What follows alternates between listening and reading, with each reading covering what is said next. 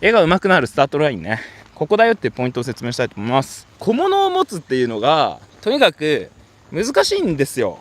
この手、皆さん何も見ないで描けますか？これこうですね。まずこれ何も見ないで手描ける人なんてそうそういないですよ。トップクラスのアニメーターでも。じゃあどうしたらいいのって言ったら、まずこの自分の目あるでしょ。これスマホ iPod だけどスマホに見立てると、まずですね、こうやって見る人いないんですよ。こうやって見る人いますか？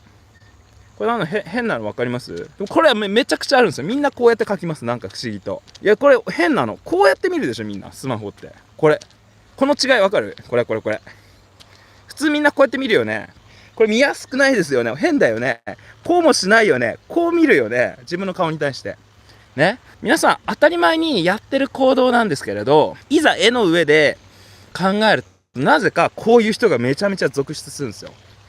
この手なんかはもう自撮りしてください。でその自撮りしたものを下敷きにしてください。で問題になるのは、いいポーズ取れてますか？この指の形がいい感じに円にできてますか？例えばこうやって持ちですか？こういう人も多いです。ガッチコガッチコ持ちです。もうこういう持ち方あんましないよね。スマホだったらこんな感じで持つよね、なんとなく。でこれをカシャって撮影します。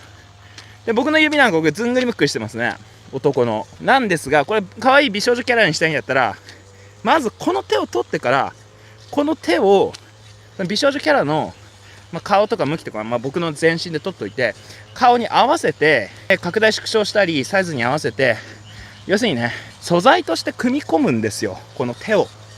で最初から手なんか自分でゼロから描こうなんて思っちゃダメ。無理だから、そもそも。さっきも言ったようにプロでも苦労するようなものを、まして皆さんそんな描いたことない人が描こうなんて無理なんですよ。むしろこの自撮りにめちゃくちゃこだわるんですよ。体の向き、ポージング。例えば僕の顔とスマホが重なった、この瞬間あまりいいポーズじゃない、ちょっとずらした方がでシルエットが分かりやすくて、この隙間があって見やすくなるみたいな感じで、まずこの撮影にすごいこだわってください。いい感じに自分が素材になるであろう手になってるのか、いいポーズなのか、これはその後下敷きにした時にちゃんと見栄えがするのかね。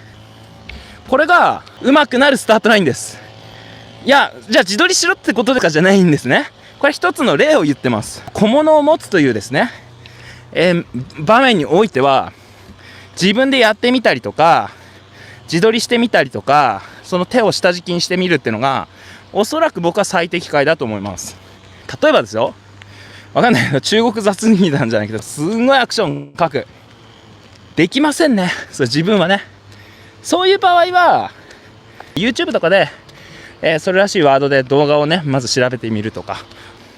これ何かっていうとですよ、本質はですね、自撮りをすることでもなんか調べることでもないんですよ。もっと言うと、自分の納得のいく形でちゃんと絵に取り組むってことなんですよ。これ一言で言うとね。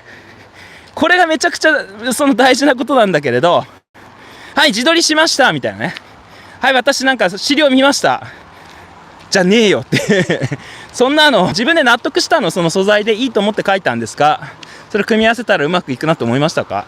どうでしたか？やってみて。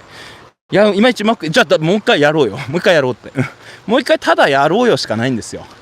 最終的な絵がいいか悪いかだけなんですよね。なので最終的にいい絵を描くためにどんなアプローチがあるのかで、それに どのように取り組むのか、もうただそれだけなんです。みんなに上手くなろうねなんて言ったって意味ないんですよ。皆さんの心の中で上手くなりたいなーって心から思わないとですね、僕がですね手を取ってですねカキカキしてもですね、そんな1ミリも上手くならないんですよ。自分で上手くなりたいと思わないと。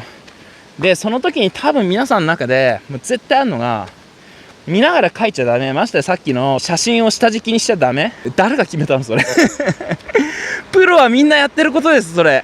そうなんでプロがやってることを素人の皆さんはやっちゃいけないんでしょうね。おかしな話ですよね。そういうですね、あれをやっちゃいけない、これをやっちゃいけないみたいなタブーが多い人、そしてすごく真面目すぎる人柔軟性がない人、なぜか義務感でですね、なんか謎の特訓をしなきゃいけないみたいに思い込んでる人はなかなかうまくならないかもしれないし、物事の考え方とか柔軟性っていうのはやっぱ絵の描き方にめちゃくちゃ、重要なんですよ。上手い人の考え方、描き方っていうのをいっぱい知ってれば、そこから自分が最適なものを選んで行動に移すってことができるんですけれど、そういうのを知らないとですね、いろんな自分の中での謎ルール、タブーみたいなものに縛られて、しかも自分のやりたいことじゃないのによくわかんない練習をしてみたり、右往左往してる間にですね、時間は過ぎ、気づいたらあれこんなはずじゃということにですね、良くなっちゃうんですね。